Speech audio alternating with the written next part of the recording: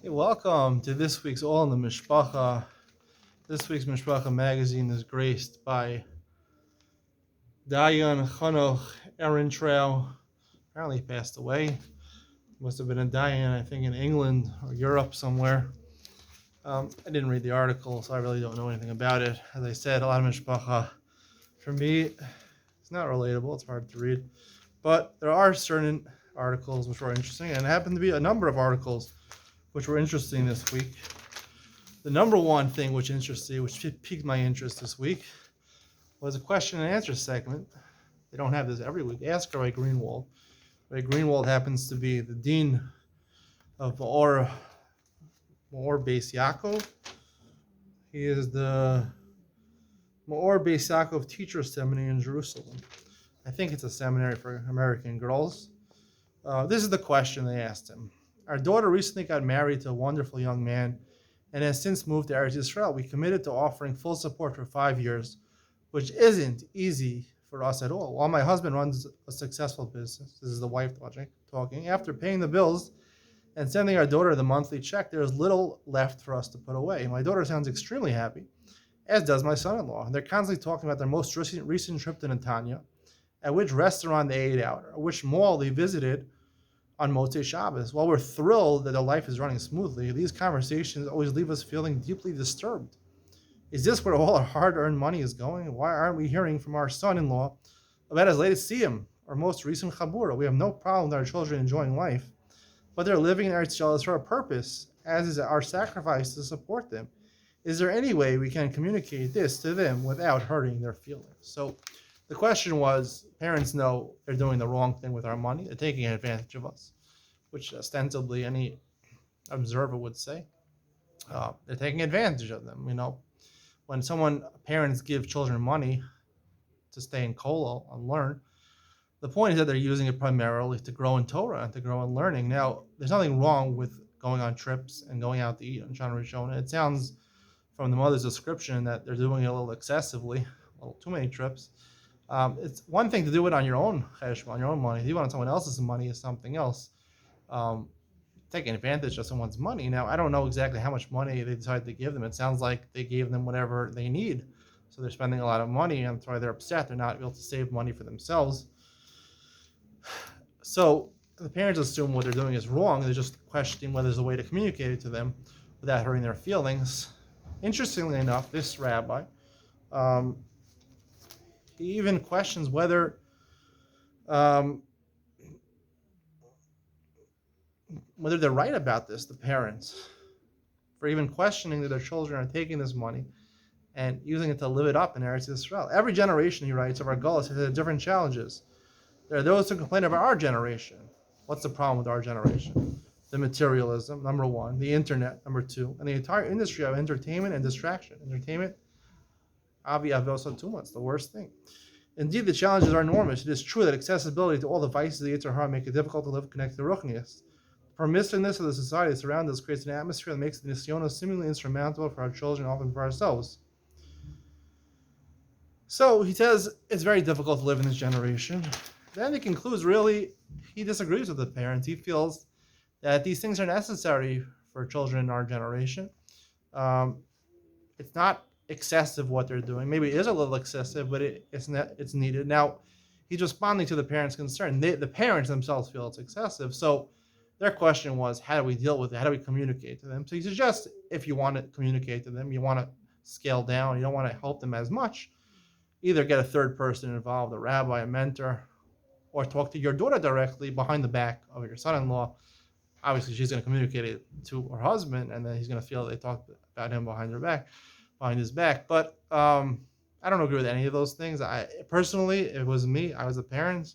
If you're a real man, you call up your son-in-law and your daughter-in-law together because they're both spending the money, and you say, listen, obviously there was a mistake here. They didn't write certain stipulations what you're going to be doing with the money. What do you expect with the money? It should be more clear. I guess it's not clear when you get into the whole thing of your daughter getting engaged in the marriage. You don't work out the details. You don't write an exact contract. Maybe there should be more detailed contracts over here. It should be more clear what they expect, each expected. But you should inform them our expectations were a lot different than the way you're using our money. You're using excessive money over here, either scaled down or we're cutting off support. talk to them about that, and they might be upset, but at least you're communicating and you're having an open relationship and you're being honest. The best way to communicate with someone is not behind someone's back. It's not involving a third person. If you're a real man, you talk to the person directly and try to. There was a misunderstanding over here. We weren't clear that we wanted you to be focusing primarily in growing in Torah. Now, obviously, they want their daughter to have a good shot in Rishona. Go out to restaurants is important. Going to a hotel once in a while is important. But obviously, if you're taking money to sit in kollel, right? People who are open going into business or decide to, not learn Torah, there's no justification for giving them money to support unless they're going through like law school or medical school. Maybe you want to help them so they can go through those schools. But generally, accept the reason people are giving money to people learning in kollel is they should be able to sit and learn and dedicate themselves to learning Torah. And that's most people's understanding. I think these kids are abusing it, even in our generation today, that people need these things. They're abusing the money. They're living it up on other people's account, people's cheshbon. It's tremendously a wrong thing, a really wrong thing, and they should be called out for doing that. But the point is that it should be discussed. How you deal with it, you discuss it openly with them. Now, the thing that intrigues me about this thing is that obviously I know there's people like this, that it's prevalent today because of the kollel system and the prevalence of the kollel system, and not just the Israeli yeshivish world, but also the American yeshivish world, and because people get married young, so they need support if they want to continue learning Torah. To stop learning Torah at the age of 21 or 22, when you start learning at the age of 18, seriously, it really cuts off your ability to grow as a Talmid Chacham, and we want all our kids to be Talmid Chacham now. The prevalence of kollim is ubiquitous, especially here in Israel. If you grow up Haredi, you don't have any other options. You're automatically joining a kollel when you get married for as long as you can learn. Even if it means taking out loans and putting up tzedakah campaigns when you need extra money. Nonetheless, you should keep on learning. So, because everyone has to go to kollel, and that's the only thing you can do. Obviously, there's people that are introverted, people that it's easier for them to sit and study Torah, which is, sitting and learning from a book, reading a book, basically, essentially the whole day. Some people can do it. Some people are masmidim.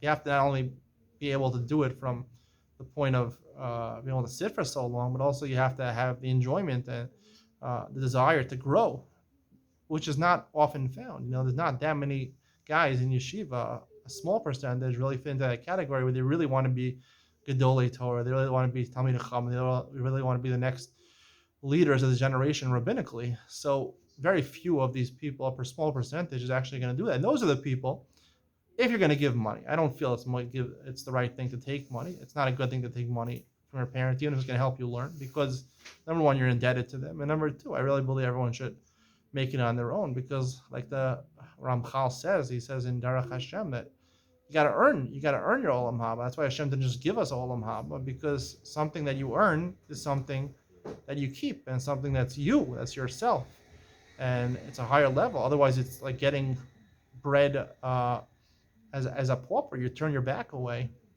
So if you want to earn something, you can only appreciate what you got if you earned it, and part of that is earning it financially also. So I don't agree with the whole idea. Even if you're one of those masmidim and wants to become a big Talmid Chacham, you shouldn't be taking money. What you should be doing, according to me, I really think guys should be getting married if they fall into that category of serious learners. Personally, I got married at the age of 35. I didn't intend to get married at the age of 35. I entered shidduchim at the age of 24. It didn't end up working out after I got married till the age of 35. But 2020 hindsight, I think minimum you should wait till 28 boys to get married if they're serious about learning and they don't plan on getting a job. If they're serious about learning, that between the age of 18 and 28 gives them a good 10 years to adequately sit and learn, because learning is not important just to amass knowledge, but also develop the skills to learn Be'iyah, to analyze the Gemara, which is so integral in terms of becoming a Talmid Chacham, to give Psak Halacha, to give Shiurim in the future, to be a rabbinical leader. You need those 10 years. You shouldn't start Shidduchim until 28, because there's a good possibility you might get married to the first girl. So wait till you're 28. And if you're not, don't fall into that category, then I don't think you should be learning in yeshiva so long. And the problem is that the prevalence of our society is that you have to fit in the box, and the box tells you, being in the box is that you got to learn for the rest of your life. somehow that became in the box. I'm going to talk about that more in a second. I will release some of the other articles in this magazine, especially this edition. But obviously, there's a large contingent of guys who are extroverted, who enjoy doing more social things. And when you get married, you're going to learn a little bit. Of course, you're going to go to Seder, come a little late, leave a little early. And you're going to have a good time also. So this son-in-law, he's a wonderful son-in-law. The reason he's so wonderful, because his daughter is probably attracted to him, is because he's not an introverted guy. Because usually the guys that are very quiet and just learn Gemara all day, the girls are not interested in those guys. I was one of those guys. Girls weren't interested in me. So many girls, almost all the girls I went out with, not almost, like I would say, I don't know, 70, 80% of them rejected me. I didn't reject them. So, it's hard to get married. Even if you're a good-looking guy like me, it doesn't make a difference. They want someone who will talk to them, who will have a conversation with them. I didn't know anything about the world. My whole focus was on learning Gemara, so I didn't know anything. Plus, I was an introverted, shy person to begin with. So, it's very hard to get married. The girls are looking for the guys who are more extroverted, the guys who are more fun, the guys who know how to strike the perfect balance between learning and being normal, right? Which is I'm going to talk about is called in the box. You got to be learning, dedicated to learning, a serious learner, but also know how to have a good time, be a chiller. I'm going to talk about that in a second. That's called the new in the box in the firm world. I'm going to talk about that in a second. So obviously this is the type of guy that it is, and that's what happened. Now, this is a good thing. Shana Rishona is meant to be doing this, but not on someone else's expense, and it sounds like they're doing it a little excessively also, even if it was their own money, if the guy was serious about learning. Now, this brings into the question about being in the box. I don't want to talk about this being in the box. It's sort of, we say in the box, like, it's good to be out of the box. In the box is limited, but in the community I live here, they call it closed, open. People who are out of the box are called open, which really means open-minded, meaning they don't just think of Haredi society as the end-all be-all. They don't say closed, but what do they say, sagur? They really say open, patuach. If you're not patuach, that means you're in the box, and it means that you're just learning the rest of your life, or getting a rabbinical position at some point, or you're forced to work at some point, but most of the day you're spending your time learning. Here in Israel, it's like that. You really don't have any other options besides kollel. So, and that's what the girls are taught in these seminaries, that this person is the dean of. That's what they should be looking for. But of course, because we're human beings, and there are a lot of people that are not sitting and studious people that are just going to sit and learn all day, they have personalities also. We have to deal with the reality of personality. So the Jewish community has made a compromise. In the box, it's not that person. A girl doesn't want a guy who's just sitting and learning and won't talk to them and is shy and introverted. They want an extroverted guy who will know how to talk to them and flirt with them and have a good time. But he has to be able to want to learn for the rest of his life. Now, this really comes out clearly in the kichels. Kichels, if you don't know what the kichels is, you probably don't read Mishpacha magazine, because this is everyone's favorite part of Mishpacha magazine, the kichels, which is it's a comic at the end of the magazine. Talks about, it's the most in the box jokes you're ever going to hear. It's about in the box. It's assuming we're in the box and making jokes out of the quirks of people in the box. So one of the main things they talk about is shidduchim. This girl Rochi, I guess she's not married, and her brother's trying to set her up with a shidduch over here. And so he's telling his friend has a good suggestion for his sister. So he calls his sister and he says, hey Rochi, listen, this guy, my dear, has an amazing idea for you. Okay, so she responds to her brother, oh wow, Nachi, thank you so much for thinking of me. Of course I want a full-time learner. Number one, he's got a full-time learner. But how should I say this? I really would like to know that he'll take responsibility seriously, and if need be, do what needs to be done to support a family. Number two, if you need money, you got to earn a parnasa. Ideally in Klei Kodesh, of course, right? He should be a rebbe, he should be a menayel, something in Klei Kodesh. In terms of personality, I'm looking for a boy who'll be serious about Yiddishkeit, but still be normal. You got to have both. You got to be serious about Yiddishkeit, and normal. Like what? He'll wear his shirt tucked out while playing basketball during Ben Azmanim kind of thing, right? You don't play basketball during the Zman. Ben Azmanim, you play basketball, but you have to have your shirt tucked out. I don't know, he's wearing a white shirt when he's playing basketball. Most people in America would say put on a t-shirt.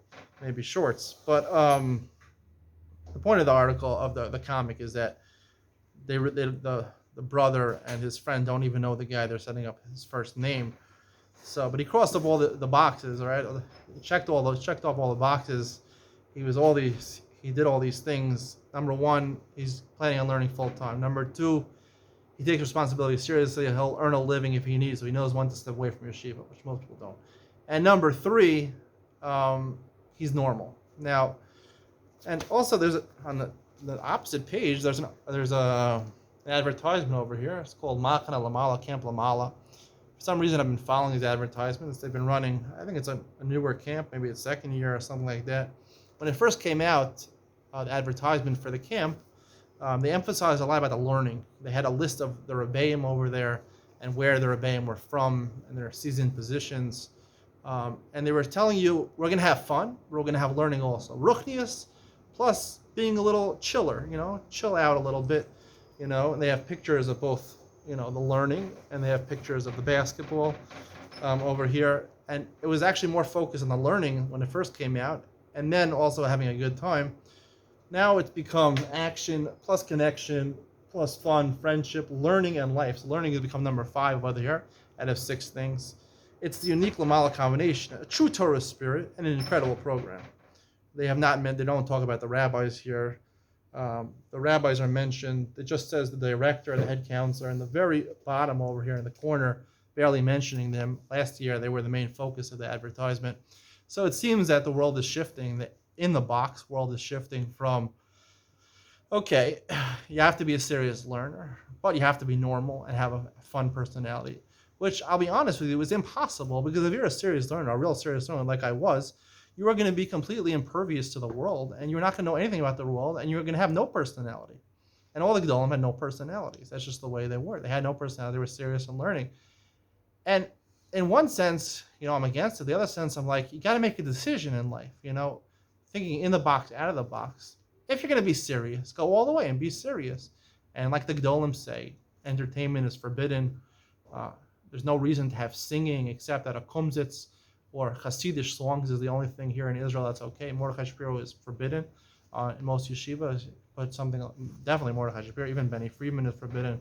Only Hasidic singers like Mati Steinmetz and even Shmuel Younger I don't think is okay. So you have to be a Hasidic singer. They take on the Hasidic singers, and you have to. No entertainment is okay, and basically just focus on learning. Obviously you need a respite sometime for Ben Asmanim to relax and maybe learn half the day or most of the day. But if you want to be serious, you got to be serious. When I know, because I was that serious guy, and I learned 24/7. Even during Ben Asmanim, I was learning all the time. I was walking the street, I was learning all the time. So you're gonna be serious, be serious. If you're not gonna be serious, and you want to be cool, or you want to be a chiller, or someone that's normal, and tuck your shirt out when you're playing basketball, so take that all the way also. Be normal. Be 100% normal and get a job. Don't be like this person that Ray Greenwald is talking about, which probably is not the only example. There's probably a lot of people like this who are somewhere stuck in this gray area where learning is serious, but not serious enough to preclude them from living it up on someone else's money. So it's like this in the box thing has become something which is sort of a paradox, where it's a fake world that we're living in, the Jewish world is living in. I'm going to talk more about the general world in a second. We're living in a fake world where being in the box, which is the only way to do it, because you're out of the box, no one will talk to you, no one will marry you, no one will offer you a shidduch. So you have to be in the box. Nonetheless, it's sort of like impossible thing where you're supposed to be a serious learner, but be a little cool at the same time. It doesn't really work. And I think that's what they're struggling. People are taking other people's money and they're living it up, but they're learning 2 Siddharim a day, whether they're coming full-time or not, unquestionable. He's not making any siyumim. He's not giving any chaburas. The last article, which I found interesting over here, which is connected to what I'm talking about over here, they have this type of article. It's called Double Take. There it is.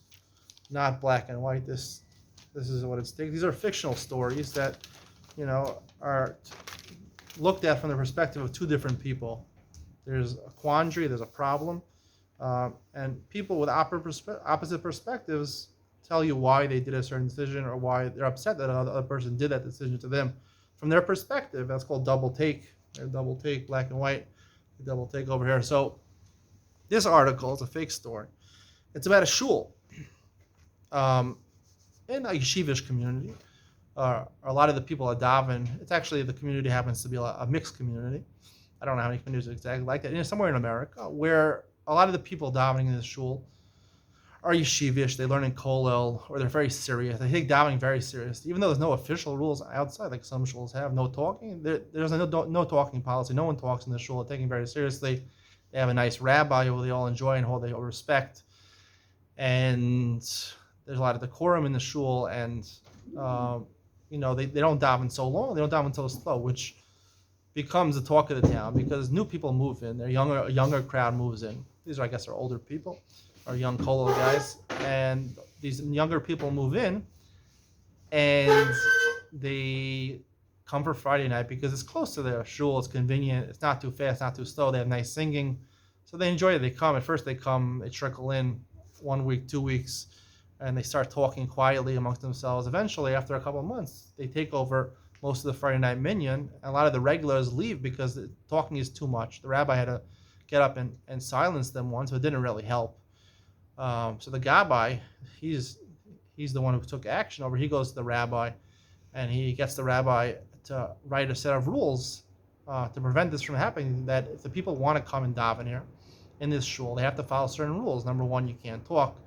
Number two, and the big rule, which is a discussion in this article, is that you have to wear a black hat. All the people in the shul were wearing black hats. The crowd that was coming in, the guy who was upset about this, who's writing from the other perspective, he's wearing a kippah sruga. He's wearing a suit jacket, but a blue shirt. And he doesn't wear a black hat. He's not going to buy a black hat. And he wanted to daven for the Amud for his yahrzeit from his father. And he actually was one of the serious ones. Even though his friends talked a lot, he actually liked the davening. He found the singing enjoyable. He liked the quiet. He went to the front. He wanted to get away from the talking. But nonetheless, he's still part of the group because he looked differently. He said, how could you discriminate against me because I don't have a black hat? I'm not going to go buy a black hat just to daven here. I like the shul. I feel comfortable here. And the gabbai responds to him, we have rules here, and we're giving rules to a bunch of people. You might not exactly be the person we're objecting against, but basically the group is that it's coming in and ruining our shul are people that don't wear black hats. So you're included in that group, whether you can like it or not. Now, in terms of just who has the right point of view, my opinion over here is that the shul has the right point of view. This is a shul that was built by members and paid for by members who wear black hats and want a certain sense of decorum in their shul.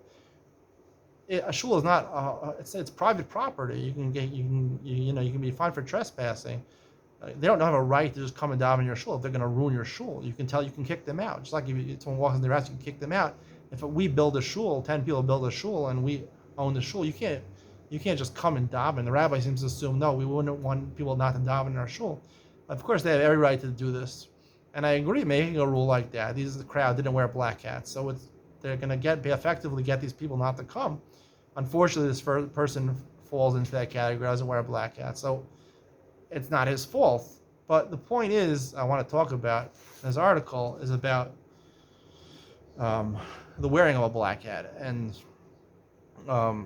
because that's the central issue over here, that the black hat changes you, it makes you in the box versus out of the box. You're someone from a different community, in the box and out of the box. And I think in general, being in the box, you have to dress a certain way. Me being Haredi society, I think it's, a lot of American societies also, like Lakewood and things like that.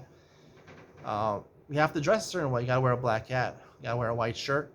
You wear a colored shirt, you're out of the box. You don't wear a hat, you're out of the box. Tzitzis, not out, you're out of the box. You don't learn in yeshiva full time, you're out of the box. You don't learn in kollel, you're out of the box. You don't go into clay kodesh, you're out of the box. But you got to be normal. You got to be fun. You got to have a great personality, which is impossible. You can't have both. If you're going to have a great personality, go work and go into the real world, go into the secular world. The problem is that what I find going on now in the Jewish world is that everything has to be kosher, right? We're not going to go with the rabbis, the gedolim. There's people, because of the internet and because the internet is needed so badly. If anyone who's in business or even just regular life, makes your life so much easier. the rabbis, especially the Gedolim in Eretz Yisrael, coming down so fiercely on the internet, and a lot of them not even with filters. There's signs all over Yerushalayim. You're not allowed to have a filter, phone or computer. They've lost they've lost touch. A lot of the Rabban and the Gedolim with this generation. This generation needs a computer. I don't think there's anything wrong with having an unfiltered computer. People will always be dealt with nisyonos in life, and that's the work we have is to, Hashem gave us this. When you have an unfiltered computer, it's your decision whether to look at things or not look at things. Yes, it's very strong pull to look at things you're not supposed to look at. There's questions on halacha we have to delve into, whether it's forbidden to see an ad where a woman is not dressed properly. That's not something even talked about. It's like a taboo to look at to go on YouTube and see ads where women are not dressed, properly. There are people that are addicted to porn and things like that, but people do have errors. This is the way of the world. No one's perfect. Everyone's gonna sin. You can't avoid the world for not sinning. That's like celibacy. Not get married because you're gonna be too lustful. You have to go with the way of the world. This is the way of the world. So because to be in the box, we're drifting away from the Gedolim. No one can sit and learn because no one's gonna have personality, and no girl's gonna want to marry you. But there's a sort of feeling of guilt. I don't know if it's a feeling of guilt or just part of we want to be different. Maybe it is. That everything has to be kosher. Our phones have to be kosher. In Israel, they have a show called Kosher Money. Your money has to be kosher.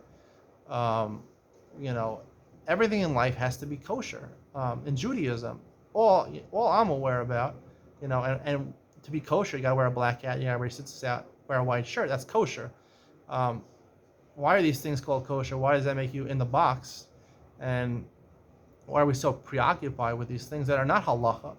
These things are, and I think the idea is that we feel guilty. We want to feel Jewish. We want to feel different.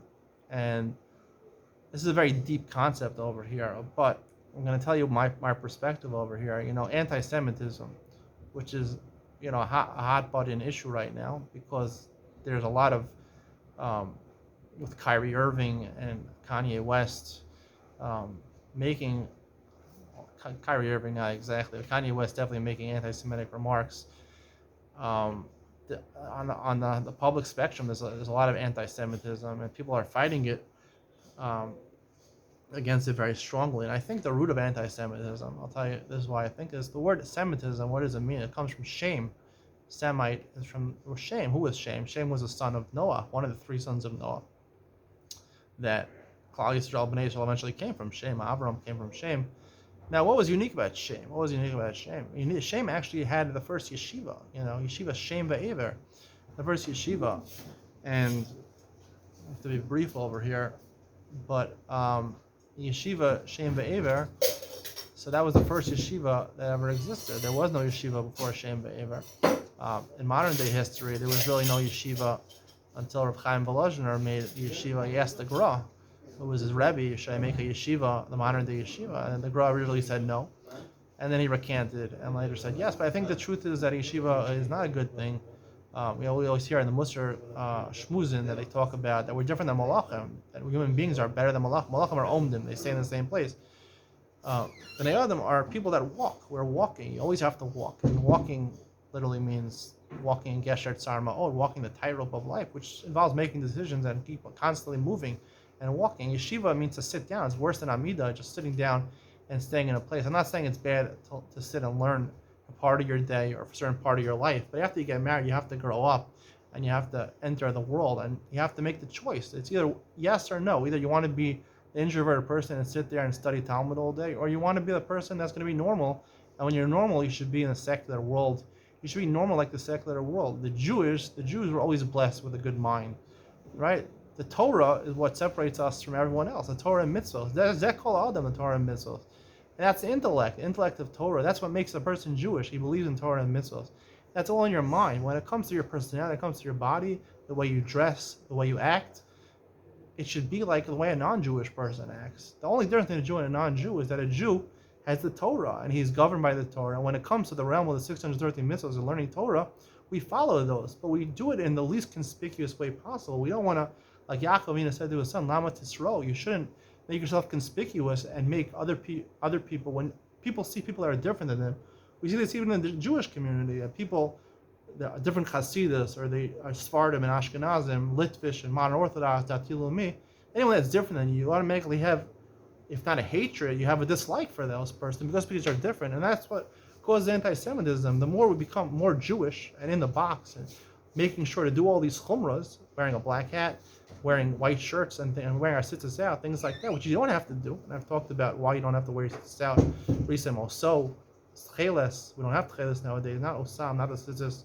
It's definitely not halacha to wear your tzitzis out. A lot of Sephardim don't even wear tzitzis out. A lot of modern Orthodox don't wear tzitzis out. Say they're not Jewish, they're not mitzvah tzitzis. You don't even have to wear tzitzis. You don't have to wear tzitzis, halachically. It's tefillin, if you wear them, they should be covered. It says, lachem laos below lacherim laos. A yarmulke, it's a question whether you have to wear a yarmulke or not. Maybe when you make a bracha or you enter a shul, but you don't even have to wear a yarmulke technically or laws. Midas chasidus. I'm not saying you shouldn't wear a yarmulke, but the point is that you should make your Judaism less conspicuous. It shouldn't be noticed on the outside. And anti-Semitism comes from people, the whole way that the world is going now. The yeshiva and sitting in kol has become the center of Jewish life. And yeshiva, that's why anti-Semitism comes from. They're saying, the non-Jews are saying, these people are so different. It's not just that they, do the mitzvahs, it keeps these 630 mitzvahs, which don't apply to most of life. Most of the 630 mitzvahs don't apply to everyday life. They apply, a couple times a day. Even davening, the Gemara doesn't say you have to daven suki the zimmer, all these things. These are additions later on. A lot of chumras that happen later on. So all these stringencies that we take upon ourselves are making ours more and more different than the non-Jews. And people, even in the frum world, they want to be more different. Everything has to be. Everything has to be kosher. Everything has to be Jewish. The only thing that has to be kosher is your food. That's all the Torah says to be kosher. Everything else is bal tosif, to add on to the Torah. It's one of these surim in the Torah to add on to the Torah. Every chumrah is a chumrah in the Torah. The Shulchan Aruch. If you listen to my Shulchan Aruch Yom Yishir, Table and Able, I talk about how a lot of the halachas in the Shulchan Aruch are brought down from the Achronim and the Rishonim and the Zohar, and they're not mentioned in the Gemara. And these are chumras. They are chumras, especially even in the Gemara when you have two different opinions, and you're not sure which one to go like. The Gemara says you go like the Mekel opinion. You don't enforce another act of Judaism in your life. The reason being is because either it's more correct, and it's also part of this that you shouldn't be different than the rest of the world. You should act differently. And the less halachas, less chumras you apply to yourself, the more similar you're going to be to other people. I'm not saying you shouldn't wear a yarmulke and you shouldn't daven in the morning, but these things you shouldn't add chumras into your life. And the Shulchan Aruch a lot of times adds chumras, and later Achronim add chumras, and make your life very difficult, and make your life very different. And it's become a point that you want to be different. We want to be different. We want to show that we're different. In Lakewood, it's like, the whole point is to be, we're supposed to be our own unique society, our own geschmack society of Jews. It's not just going to have to be Jewish and to be sitting and learning Torah. You're going to be a schmuck Jew, totally different. We're living it up, but we're Jewish. Like this article is talking about this couple. They're living it up, but they're in their Jewish way, and you do everything Jewish. And that makes us that brings anti-Semitism, because the whole model of yeshiva, where the whole life is centered around staying in yeshiva and being in yeshiva as long as possible, brings anti-Semitism, brings the shame, the Semite. That's what it brings, anti-Semitism. People are against them, because when people conjure up the image of a Jew, they think of what a Jew is. They think about the Hasidim. They think about the Haredim wearing their white hats, their white shirts, and their black pants, and their black hats. That's what they think about. These people are so different. Why do they do all these different things? Why do they be so different than us? That's what causes enmity and hate among people. When people act differently than other people, and they say, we're better than you. It's like sanctimonious behavior. I'm holier than you. I'm better than you. I can do things my own way. And in the Jewish community, it's become in the box, like, this is the way to do it. And in the box is really not taking a side. You're not taking the side of the Gedolim. And you're not taking the side that entertainment is okay. What is wrong with entertainment? There's nothing wrong with entertainment. There's nothing wrong with non-Jewish entertainment. There's nothing wrong with sports. Who says there's something wrong with sports? I think it's 100% a great thing to watch sports. Certain things, call Isha, listening to women singers. You could discuss it. These are halachic issues or things like that. Looking at women that their bodies are not covered properly according to halacha. You can discuss that. You listen to my shir when Hilchos Kriya Shema. The Gemara seems to imply that you're not allowed to look at erva when you're saying Kriya Shema. Well, you're not saying Kriya Shema. You're allowed to look at erva. So you have to really gauge whether these things are really us or not. People think I'm saying crazy things, but if you go to the source in the halacha, and that's why I think Daf Yomi has become such a big, become so popular today. It really it's become inculcated into Jewish society. Is Daf Yomi is so important because it gives you a view of where Jewish law comes from, because all Jewish law has to come from the Gemara. If it doesn't come from the Gemara, then it could be Baal Tosef. It's a very strong possibility of Baal Tosef. Now, there's also Israel Baal Tigra. You shouldn't have less than the Torah, but Baal Tosef is very prevalent nowadays, especially in yeshiva and Haredi circles, where they take on not just additions in clothing and what they wear, but also in different practices and things like that, to the point where people don't know the difference, right? People know 72 minutes. The other week, the lights went out, electricity went out, and I couldn't bring myself to turn on the electricity before 72 minutes was over, even though I know it's a chumrah. But the way the girls at Torah seminary, the women in the house would think I'm doing it in the worst aveira. I mean, violating Shabbos, even though everyone agrees Rabbeinu Tam is a chumrah and Shabbos is over a long time ago, and there's blackness in the house. We have to suffer because everyone thinks that's a chumrah. That's what happened at Eitz Hadas, right? The Nachash convinced Chava that she can't touch the Eitz Hadas also, and brought her to eat them. And that every chumrah comes with a kula, and also every chumrah makes you different. It makes you more Jewish. We want to be more Jewish, and it brings more anti-Semitism. That is the source of anti-Semitism. That's why there's so much of a rise of anti-Semitism nowadays. And that's basically what happened in Nazi Germany. They wore these yellow stars, and a lot of the communities they were targeting were these Hasidic communities, a lot of them in Eastern Europe, predominantly Hasidic communities, where they were wearing these shtreimels, and they dressed so differently, and their minhagim were so different. They were being different. And that's why they wore, that was symbolic, I think, of the yellow star, to show their Judaism. Yellow is the brightest color, and it said Jude on it, to show their Judaism so proudly. That brings anti-Semitism. When you act differently than the rest of the world, and you enjoy acting like that, and you think you're better than the rest of the world, that brings anti-Semitism. So a Jew should be a Jew in his mind. The Torah is supposed to be or lagoyim. We're supposed to learn the Torah, teach the Torah to the goyim. Torah does not apply every day, every minute. Most of the day, the decision making has nothing to do with the Torah. You have to make decisions that are related to business, related to other things, other calculations, logic. Doesn't not do with the Torah. I disagree with the Chazon Ish. They said every step I take, I look in the Shulchan Aruch. I don't believe that's true. If you look in the Chovos HaLevavos, he says a lot of times that a lot of the things that are gray areas, there are shus. We have to make decisions. And that's really what the tightrope of life is, right? Gesher Tzar is not an actual bridge like the George Washington Bridge. It's not a large bridge. It's a tightrope like Nick Walenda walks around, the Walenda family walks across with no harness underneath. And you have to make decisions, and walking across is making those decisions and not giving up the power of Bechira and making those decisions. And those decisions most of the time don't have to do with Torah. It's just on knowing proper ethics and morals and what you think the right things to do is. Based on your knowledge at that point, I think non-Jewish people also have Bechira, and they have the same opportunity that Jews are. Just because you're born into a Jewish family doesn't make you better than a non-Jewish person, because they have the same ability to make those decisions as you do. That's the game of life. It's a game, right? Whoever can make the decisions for the longest and the best decisions for the longest amount of time wins the game. So non-Jews have that exposure also. Just because you're born in the Haredi family and you learn Torah your whole life doesn't make you get more Olam Haba than a goy. It doesn't. So in my opinion, it shouldn't. It's not fair otherwise. Life is fair. God is fair. So Hashem is Yashar. Hashem is fair. End of the day, Yashar V'Tov is the guideline. It says in Devarim, the way to calculate what the right thing to do is, you have to be a fair person. You can use your conscience to know it's a fair thing to do. These people who are taking advantage of the support for 5 years and living it up, it's not a fair thing to do. And Tov is also means to enjoy yourself. Just like the way the world enjoys itself, enjoys food, enjoys entertainment, and enjoys sports, and enjoys music. Those are things which are positive things we should to use when we have the opportunity to enjoy ourselves. Doesn't mean we shouldn't learn Torah, but it doesn't mean we shouldn't do the mitzvahs. You have to do those things. But Or Lagoyim is an intellectual thing, and when in terms of our body, our personality, we should be taking a stand, and we should be saying, that's it. We're going. Obviously, we're drifting away from the Rabbanan. The rabbinic leadership is losing touch with this generation. We're shifting the other way, but we still want to be kosher. We still want to be in the box. Get out of the box. In the box is not a good thing. They had boxes during Lakewood during COVID. It's the most in-box community in the world. Get out of the box. You could drop the black hat. You could wear a colored shirt. Again, in fact, it says in Mishnah Megillah, if you insist on only wearing white shirts, then you're considered a min. You're considered a heretic. It's a mefurish halacha in the Shulchan Aruch and a Mishnah in Megillah that says this. So these things are against halacha. They're in the box. They're causing anti-Semitism by this lifestyle that we're living.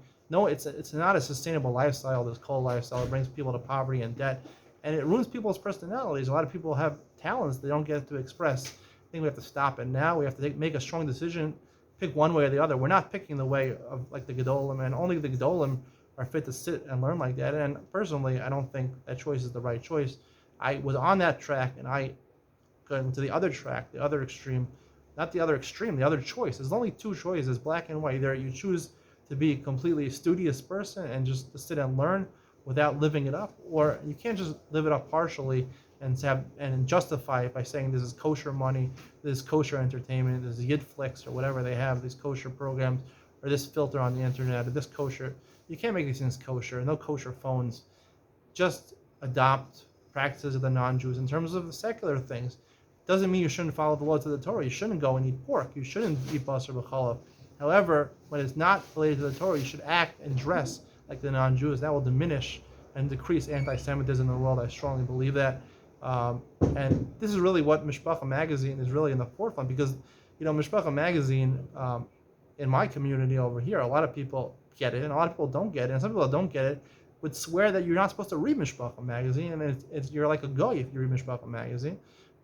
Even though a lot of Mishpacha magazine is really it's overseen by Rabbanim in America, and big Rabbanim oversee Mishpacha magazine. Well, it's allowed in Mishpacha magazine. Some people think you're a kofar. Rabbi Yashiv says you're not allowed. It's an Isra D'Oraisa. I don't know what he said to read Mishpacha magazine. A lot of Gilman felt that way, so it's even mixed. People don't even want Mishpacha magazine itself is a subject of whether you're in the box or not in the box. The point is that no one's taking a side over here. People are being ambiguous. Make the clear decision and be secular as possible, and don't show your Judaism. Don't take the extra chumras upon yourself. If you're not sure about something, go lakula. You're allowed to go lakula. I think Rabbanim have to emphasize this more, going lakula. If there's 2 equal days, you go lakula according to Allah. The Gemara says, certainly these later Achronim and Rishonim and Zohar, the fact they're not written in the Gemara shows that they're not halacha. They're adding in things that are not in the Gemara. That's Baal Tosef. This is D'Oraisa. They add these chumras, the way we dress, the extra practices, even a long davening should be asr, should be forbidden, should be as least conspicuous as possible. Doesn't mean you should intermarry non-Jewish people, but that's the way people say, if you don't have the protection of the Judaism of these chumras, then we're going to go and intermarry. The point is that God gave you Bechira because he believes you can handle that, and that's really the test of life. If you can't handle it, then God wouldn't have given it to you. God gives you that Bechira. You can't just make all these Gedarim that the Chazal didn't make. The Chazal made Gedarim. It's written in the Gemara. They already made the Gedarim. They felt that was necessary. Whatever they didn't write in the Gemara is not necessary. That's why Daf Yomi is so pervasive nowadays. It's ubiquitous nowadays. Everyone's learning Daf Yomi to realize the source of halacha is in the Gemara. If it's not in the Gemara, in the Shulchan Aruch and Achronim should not be machmirim on this, and you should go to a Rav and try to prove how you're allowed to be making on these things. It's a war. We have to win this war. We have to win, and our head should be Jewish, but our body should be secular. Our personality should be secular. We should dress like goyim. We should get the entertainment of goyim. And if there comes up shilas of halacha, you should go lakula and seek to go lakula as much as possible, because every chumrah is a kula.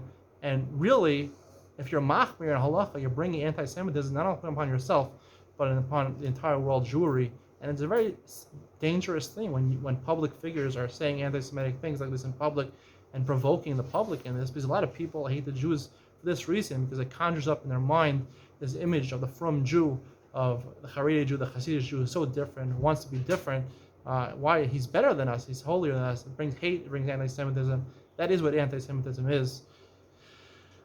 Hope you enjoyed today's week. I have a lot to say. I hope I said it clearly. Tell me what you think in the comments below.